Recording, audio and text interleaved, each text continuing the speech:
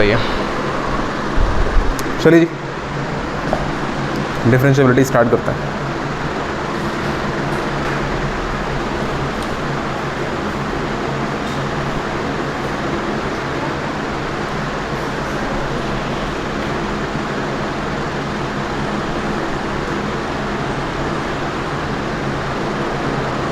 देखो, differentiability continuity से ज़्यादा ज़रूरी चैप्टर है। डिफरेंशिएबिलिटी कॉन्टिन्यूटी से ज़्यादा ज़रूरी चैप्टर है, तो थोड़ा सा उसको ध्यान से कर लेंगे।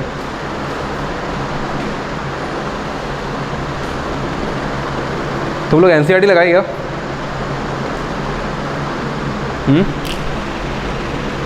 एनसीईआरटी लगाए, ठीक है। देखो, डिफरेंशिएबिलिटी को आप ग्राफिकल मेथड से भी समझ सकते हैं और डिफरेंशिएबिलिटी को आप मैथमेटिकल मेथड से भी समझ सकते हैं, ठीक है। डिफरेंशिएबिलिटी को ग्राफिकल मेथड समझने का मतलब क्या होता है, पहले वो स्टार्ट करेंगे, है ना। चैप्टर का हेडिंग लगा लो डिफरेंशिएबिलिटी और समझो। देखो, मान लो एक ग्राफ दिया हुआ है एफ का, और एफ ग्राफ कुछ इस प्रकार से है,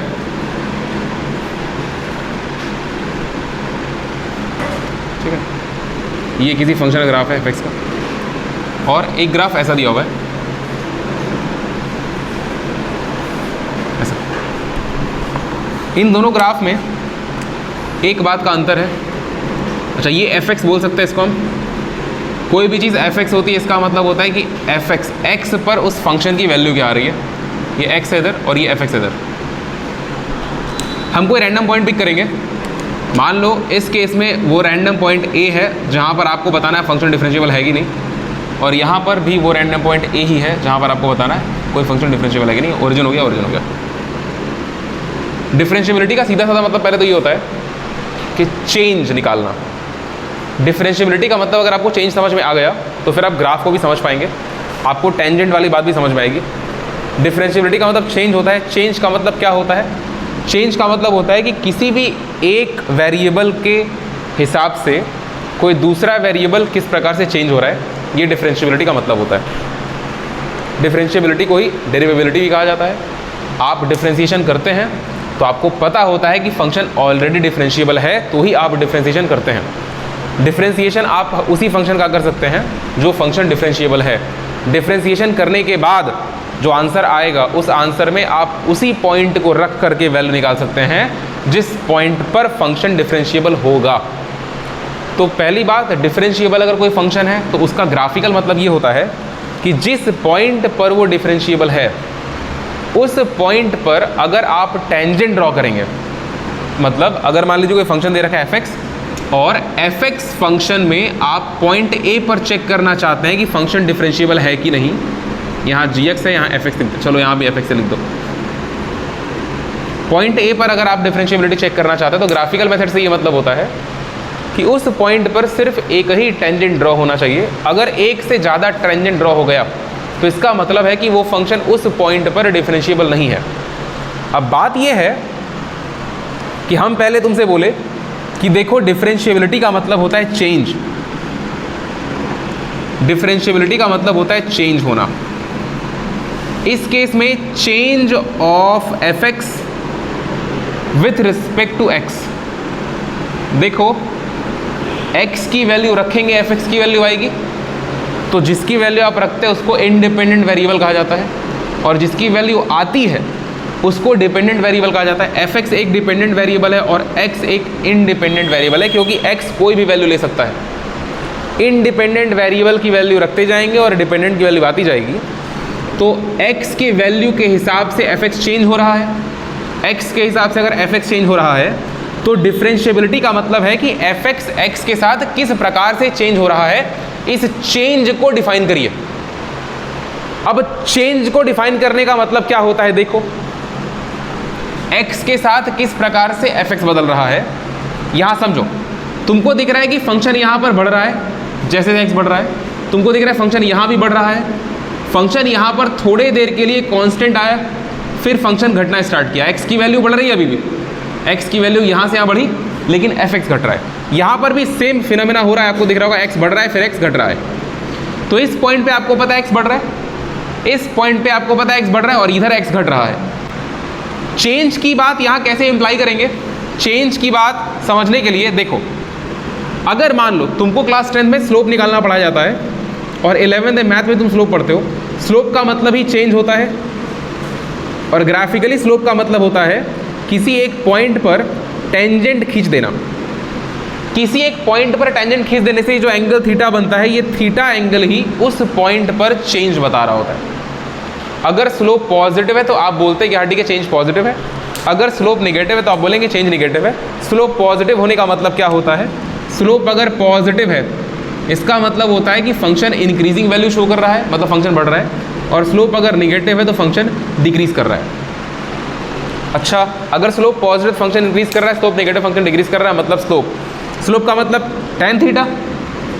tan थीटा ही क्यों लेते हैं, क्योंकि थीटा अगर बढ़ेगा तो tan थीटा भी बढ़ता है। tan थीटा अपने डोमेन में एक इंक्रीजिंग फंक्शन होता है, आपको पता होगा tan थीटा ग्राफ ऐसा होता है, ऐसा ही होता है ना ग्राफ tan थीटा का।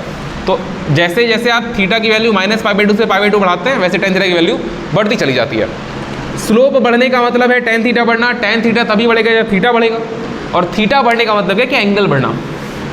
बस मेरी क्या, और एंगल बढ़ने को हम ग्राफ में कैसे समझ पाते हैं, टेंजेंट ड्रॉ करके समझ पाते हैं। अगर टेंजेंट आप ड्रॉ किया हर पॉइंट पर और टेंजेंट अलग अलग पॉइंट पर ऐसे बढ़ रहा है तो इसका मतलब आगे चलते थे ग्राफ बढ़ रहा है, और अगर टेंजेंट घट रहा है तो इसका मतलब अगर टेंजेंट नीचे आते जा रहा है एक्स की तरफ तो इसका मतलब थीटा की वैल्यू घटती जा रही है और स्लोप नेगेटिव होते चला जा रहा है। ठीक है, अगर इस पॉइंट पे तुम बात करोगे सिर्फ एक टेंजेंट तुम खींच सकते हो और वो टेंजेंट इस प्रकार का दिखाई देगा तुमको। इस पॉइंट पर भी एक ही टेंजेंट ड्रॉ कर सकते हैं। ये एक टेंजेंट और दो टेंजेंट वाला जो लफड़ा होता है ना, इस बात को समझो कि दो टेंजेंट ड्रॉ करने पे दिक्कत क्या हो जाती है। अगर दो टेंजेंट ड्रॉ हुआ तो उसमें दिक्कत क्या हो जा रही है। अगर तुम किसी पॉइंट पर दो टेंजेंट ड्रॉ कर दिए हो, जैसे कि इस वाले पॉइंट पर, इसको बोलते हैं एक शार्प कॉर्नर, शार्प पॉइंट या फिर शार्प कॉर्नर, शार्प पॉइंट या फिर शार्प कॉर्नर। शार्प कॉर्नर पे हमेशा दो टेंजेंट आएंगे। एक टेंजेंट तो राइट वाले के हिसाब से आएगा जो कि इधर आएगा ऐसे, और एक टेंजेंट लेफ्ट वाले के हिसाब से आएगा जो कि इधर आएगा ऐसे। दो टेंजेंट के चक्कर में दिक्कत ये हो जाती है कि दोनों टेंजेंट का जो एंगल बन जाता है ना θ1, और इसका बनेगा एंगल θ2।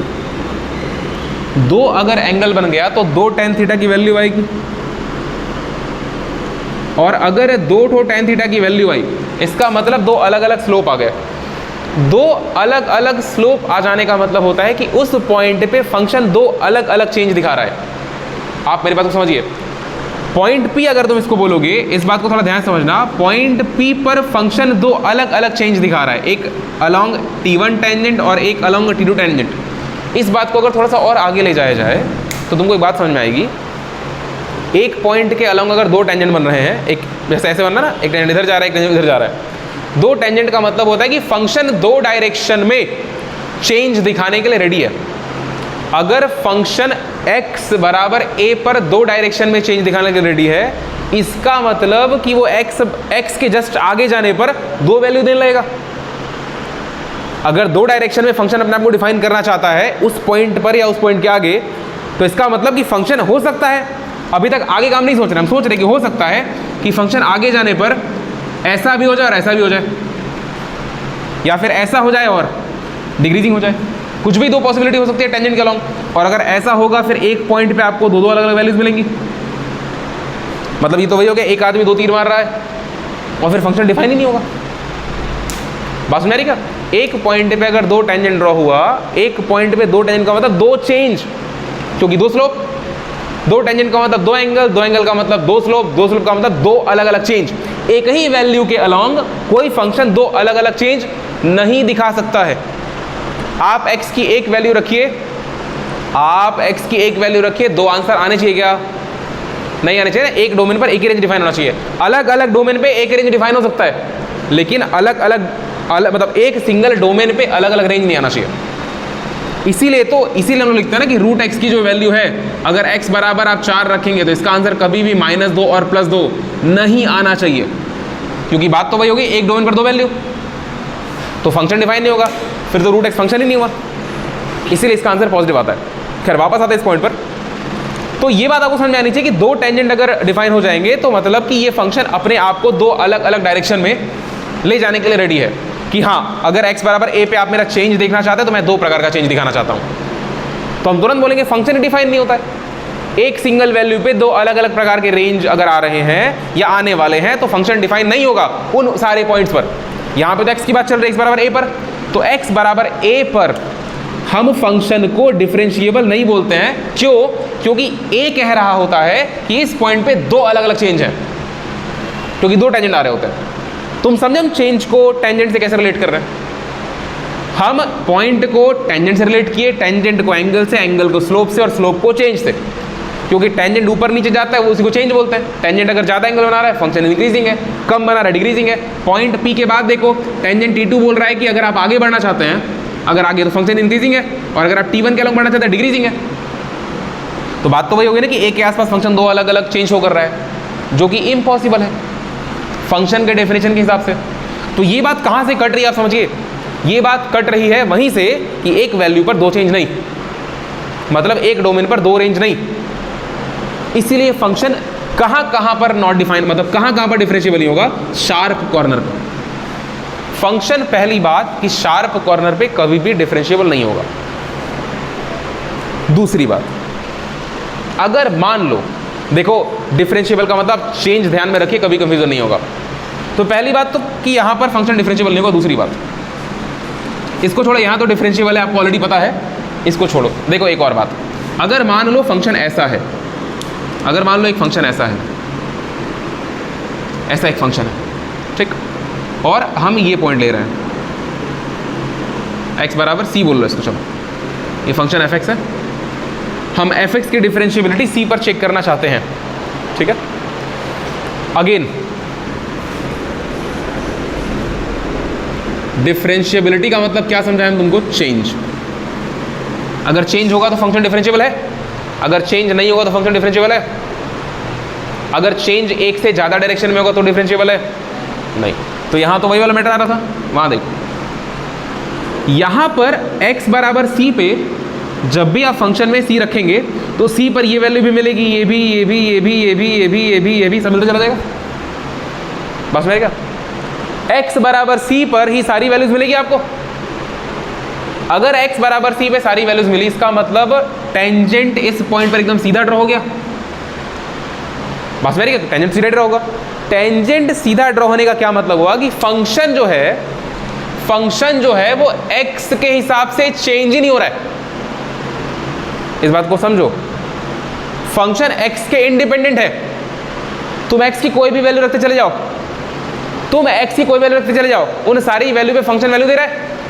लेकिन अगर c के करस्पॉन्डिंग बात करें, अगर हम c के करस्पॉन्डिंग बात करें तो c पर बहुत सारी वैल्यू मिल रही है। c के करस्पॉन्डिंग फंक्शन x को जस्टिफाई नहीं कर रहा है। हम क्या कहना चाहते हैं कि जब आप फंक्शन में c रख रहे हैं fc, तो fc की एक फिक्स वैल्यू आ ही नहीं रही है। fc की एक फिक्स वैल्यू क्यों नहीं आ रही? क्योंकि fc पर ही ये भी वैल्यू, ये बहुत सारी वैल्यू मिल रही है। आप कौन सी वैल्यू को सही मानेंगे? आप ये बात नहीं बता सकते कि fc पर फंक्शन क्या वैल्यू दे रहा है, किसी एक फिक्स वैल्यू को आप नहीं मान सकते। जैसे कि अगर मान लो कोई लाइन है x बराबर 3, तो इसका ग्राफ तो ऐसे हो जाता है x बराबर 3। तो ये तो समझ आता है कि सर x की बाकी वैल्यू रखेंगे तो आपको वैल्यू नहीं मिलेगी, क्योंकि फंक्शन डिफाइन ही सिर्फ पॉइंट 3 पर है। अगर आप बाकी वैल्यू रखेंगे तो फंक्शन की वैल्यू नहीं मिलेगी।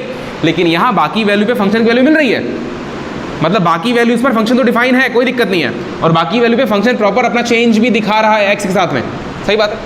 लेकिन 3 पर फंक्शन बहुत सारी वैल्यू दे रहा है हमको, बोल रहा है कि 3 पर मेरी ये भी वैल्यू ले लो, मान लो 5 है, 6, 7, 8, 9, 10 सब ले लो। और ऐसा क्यों हो रहा है? ऐसा इसलिए हो रहा है क्योंकि इस वाले पॉइंट पे फंक्शन स्ट्रेट हो गया है। फंक्शन ना इधर है ना इधर है, फंक्शन सीधा जा रहा है। तो इस केस में स्लोप की वैल्यू कितनी आएगी? 90 डिग्री, tan 90 की वैल्यू नॉट डिफाइन।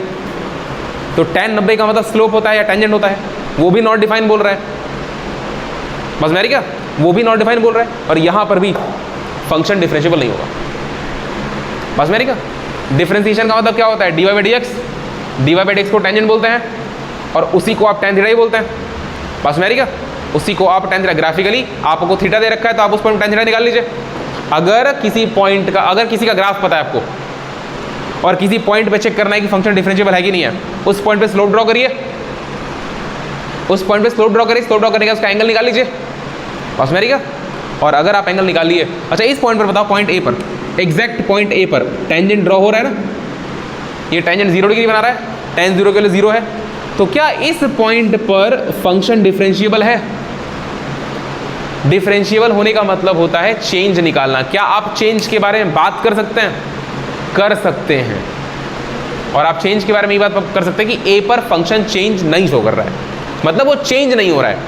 मेरी बात समझो, तुम्हारे पास अभी आज 2 रुपए है और कल भी 2 रुपए था, तो आज और कल में चेंज की बात तो कर सकते हैं ना कि हाँ आज और कल में चेंज नहीं हुआ, 0 चेंज हुआ। अगर हम ये बोलें कि आपके पास कल कुछ रुपए था पता नहीं कितना, और आज भी कुछ रुपए पता नहीं कितना, उस केस में चेंज की बात कर सकते हो? नहीं कर सकते, क्योंकि आपको एग्जैक्ट वैल्यू नहीं पता ना। The function is not properly defined at x बराबर c। x बराबर c पे फंक्शन डिफाइन ही नहीं है, आपको नहीं पता कल कितना रुपए था, आज कितना रुपए है, बस कुछ रुपए कल था कुछ रुपए आज है, तो आप चेंज की बात नहीं कर सकते। जितना रुपए कल था उतना ही रुपए आज भी है, तो आप चेंज की बात कर सकते हैं कि सर चेंज 0 हो गया।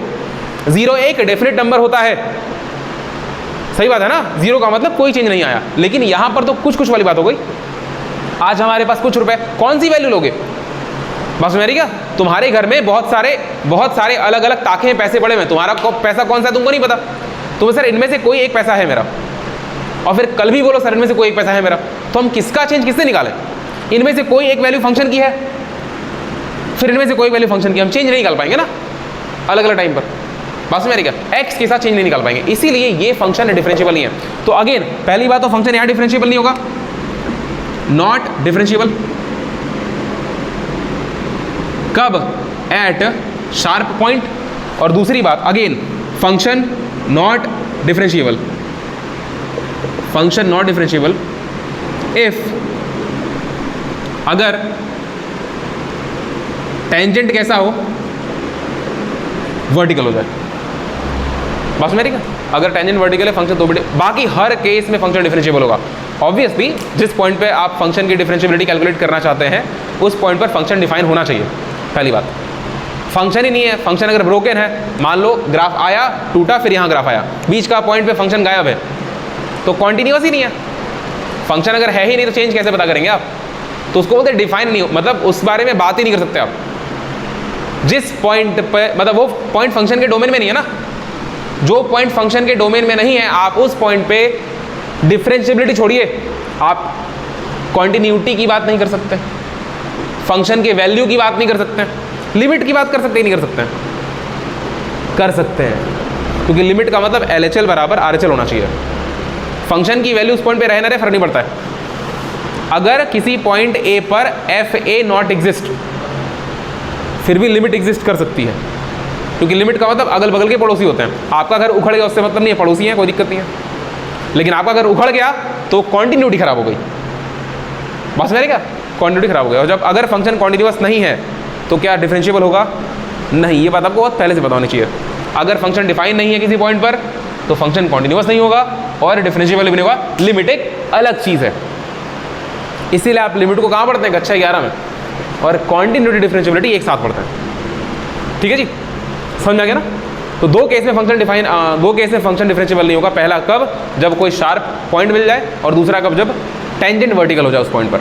और टेंजेंट वर्टिकल है कि नहीं ग्राफ से तो चेक कर लोगे, मैथमेटिकली कैसे चेक करोगे? मैथमेटिकली टेंजेंट निकाल लेंगे अगर पता रहेगा तो, बस मेरी क्या, या फिर डिफरेंशिएबिलिटी का भी फॉर्मूला हम लोग अलग करेंगे, उससे पता कर लेंगे। ठीक है जी, चलिए लिखिए, स्टार्टिंग करिए, बोल रहे हैं।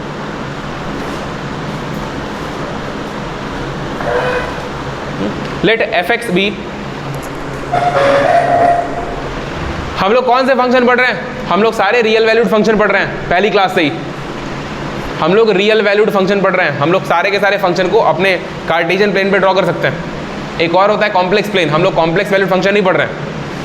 ठीक है, मतलब कॉम्प्लेक्स मतलब imaginary valued function, sorry imaginary value. Complex number 2 type के होते हैं, रियल और इमेजिनरी। तो हम लोग इमेजिनरी वैल्यूड फंक्शन नहीं पढ़ रहे ना, आयोटा वायोटा वाला सीन नहीं है इधर। चलिए इस बात को ध्यान रखिएगा। हाँ, let fx be a real valued function defined on an open interval, defined on an open interval a, b, defined on an open interval a, b where C belongs to A, B.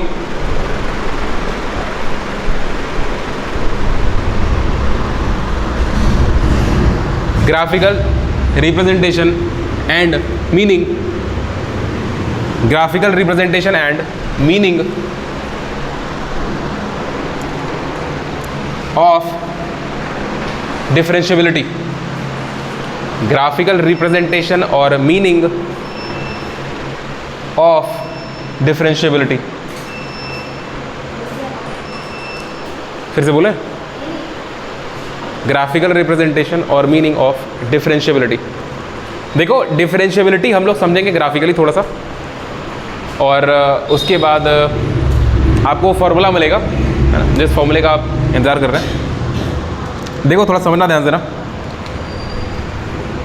एक graph बनाया जाए, इस graph में थोड़ा चीज़ों को समझा जाए. देखो मान लो कि एक फंक्शन इस प्रकार से, लेट्स से ऐसा कोई फंक्शन है. ये फंक्शन डिफाइंड है ए से बी में, कोई दिक्कत नहीं है, ठीक है. फंक्शन ए से बी में डिफाइंड है, और यहाँ पर लेट्स से ये कोई पॉइंट ए है, यहाँ पर कोई पॉइंट ए है. अगर ये पॉइंट ए है तो ये एक्स है और ये वाई. आपसे हम बहुत सारी चीज़ें पूछेंगे और आप बताते चलेंगे, ठीक है. तो अगर ये पॉइंट ए है तो पॉइंट ए पर फंक्शन की वैल्यू हम ऐसा बोल सकते हैं ना कि ये होगी, और इसको आप क्या दिखा सकते हैं, एफ ए बोल सकते हैं, ठीक है. मतलब ए रखने पर फंक्शन में जो आंसर आएगा वो यहाँ लिखा होगा, क्योंकि ये वाई एक्सेस है, ठीक. तो जो पॉइंट ए है उसका कोऑर्डिनेट क्या होगा बताइए, ए कॉमा एफ ए हो जाएगा, ठीक है. ए कॉमा एफ ए हो जाएगा. मान लो ए के लेफ्ट साइड में, ए के लेफ्ट साइड में हम एक पॉइंट लेते हैं जो कि ए से एच दूरी पर है. ये डिस्टेंस एच है. तो इस पॉइंट का कोऑर्डिनेट क्या हो जाएगा, पूरा ए था पर एच घटा दिए तो ए माइनस एच हो जाएगा, ठीक है. और इतने ही दूर इधर भी एच दूरी पर हम एक और कोऑर्डिनेट लेते हैं, एक और पॉइंट लेते हैं, और इसका कोऑर्डिनेट क्या हो जाएगा, ए प्लस एच, ठीक है. और लेट से ये पॉइंट फंक्शन को यहाँ ज्वाइन करता है. थोड़ा सा मेरी बात को समझने का ट्राई करना. हम क्या कर रहे हैं कि ये जो पॉइंट है, इस पॉइंट से होते हुए, अच्छा हम पॉइंट्स का नाम दे दे रहे हैं ना. लेट से ये पॉइंट ए हो गया, ये पॉइंट बी हो गया, और ये पॉइंट पी हो गया आपका, ठीक है. पॉइंट पी से पॉइंट ए पर आप एक सेकेंड ड्रॉ करिए, आप एक सेकेंड ड्रॉ करिए. सेकेंड समझते हो ना, सेकेंड काटते हुए, दो बिंदु काटते चला जाए, ठीक है. ये थोड़ा सा ऊपर से जा रहा है तो इसको समझ जाना, इट इज़ अ लाइन, ठीक है. It is a line, P A आगे बढ़ रहा है. चलो इसको मान लो ये टी तक जा रहा है, आगे बढ़ रहे हैं. पॉइंट पी से पॉइंट बी पर भी एक सेकेंड ड्रॉ करो, ठीक है. हाँ, पॉइंट पी से पॉइंट बी और एक सेकेंड ड्रॉ करो, और टी इसको ऐसे बोल दो.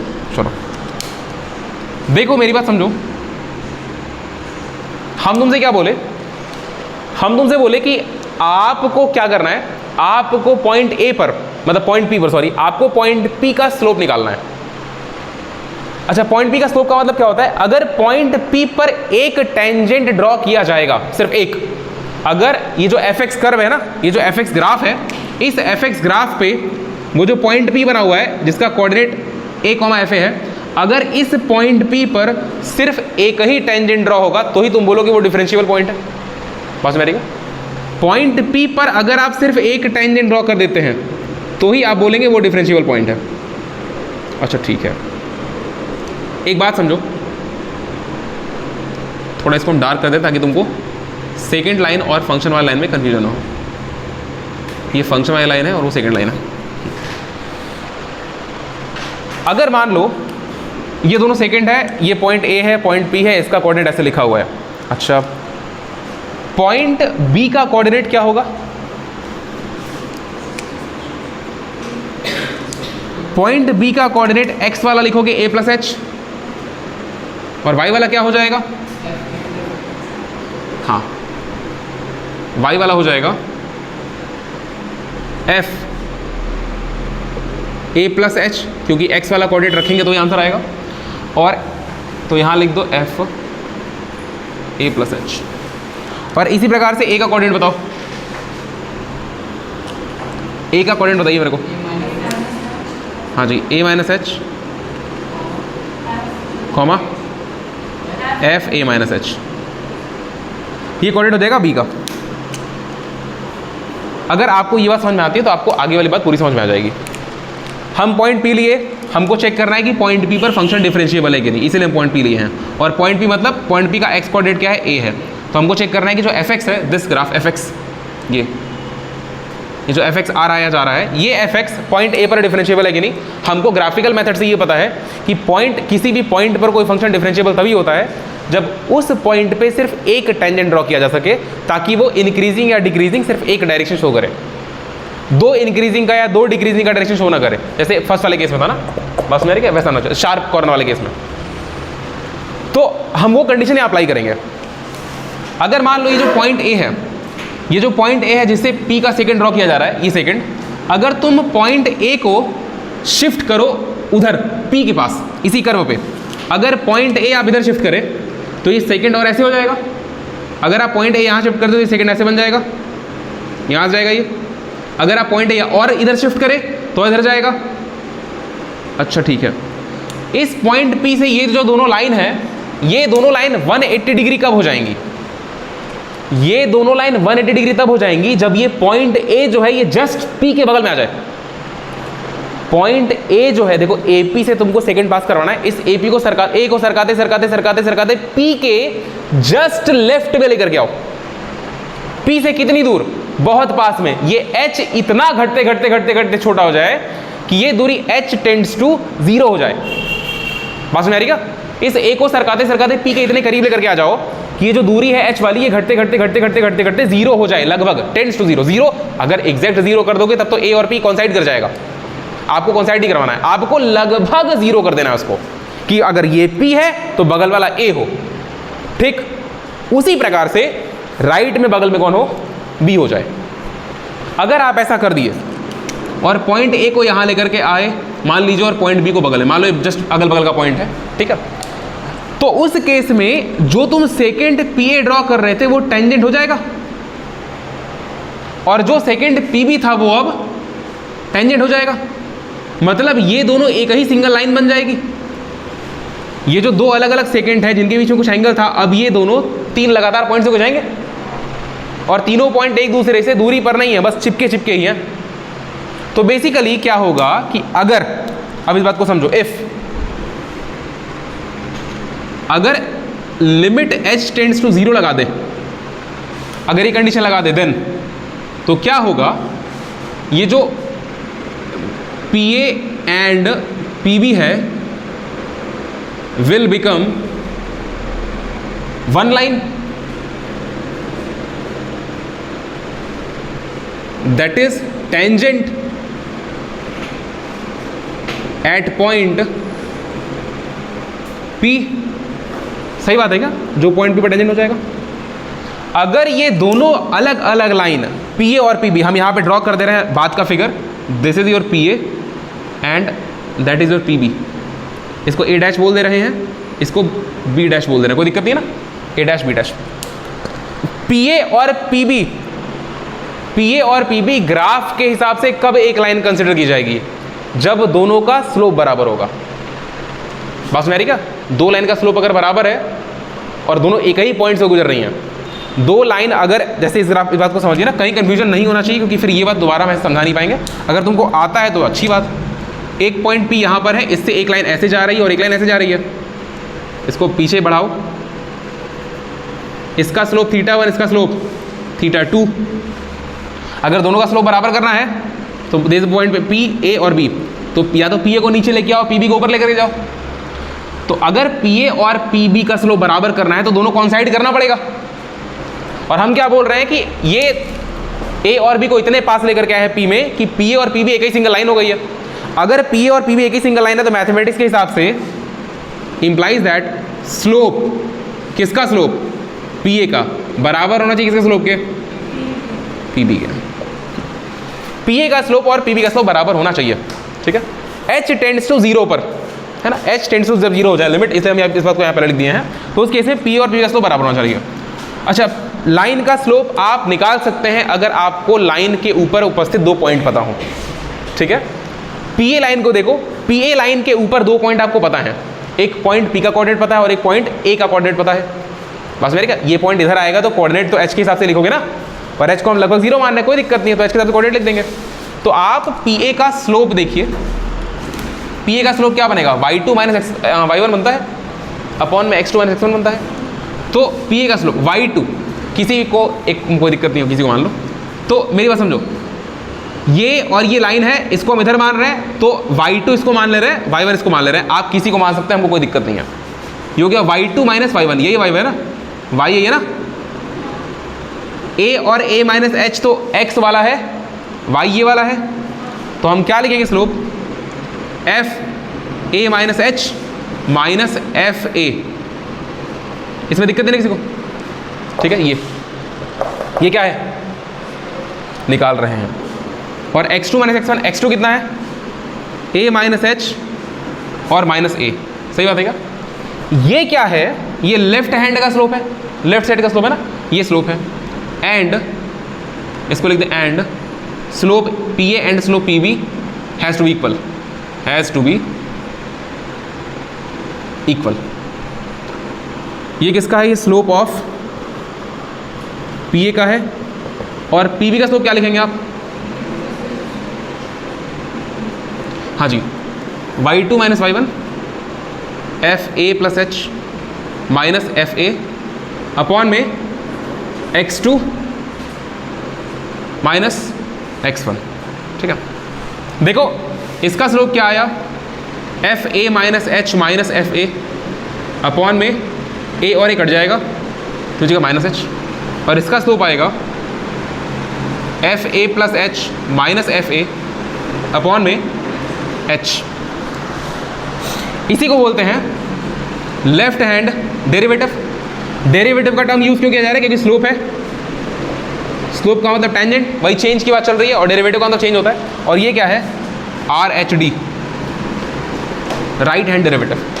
ये है लेफ्ट हैंड डेरिवेटिव और ये है right hand derivative.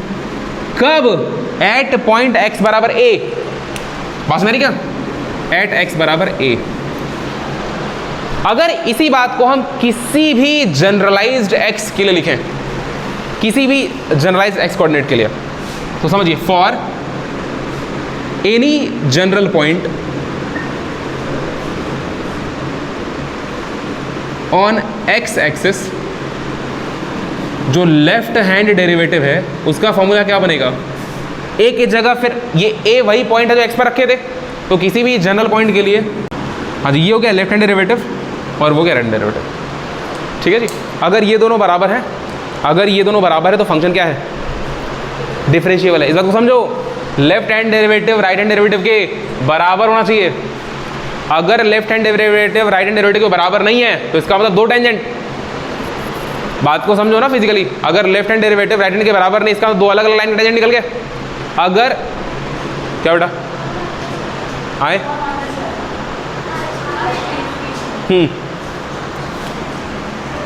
F X plus H minus F X by H. अगर left hand derivative right hand derivative दोनों बराबर नहीं, इसका मतलब दो अलग अलग टेंजेंट बन रहे हैं, तो फिर से फंक्शन नॉन डिफरेंशिएबल हो जाएगा। अब अगर तुम्हारे में नेसेसरी तो लेफ्ट और राइट की प्रॉपर्टी ले रहा है, सेंटर मतलब उस पॉइंट की प्रॉपर्टी तो लिया है नहीं, तो बिल्कुल लिया ना, फंक्शन में एफ एक्स यूज़ किया गया है। अगर एफ एक्स डिफाइन नहीं होगा तो फिर आप यहाँ कैसे एफ एक्स की वैल्यू रख पाएंगे, बस मेरी क्या, आपको ये बात पता होनी चाहिए। आपको ये बात अगर पता है तो अच्छी बात।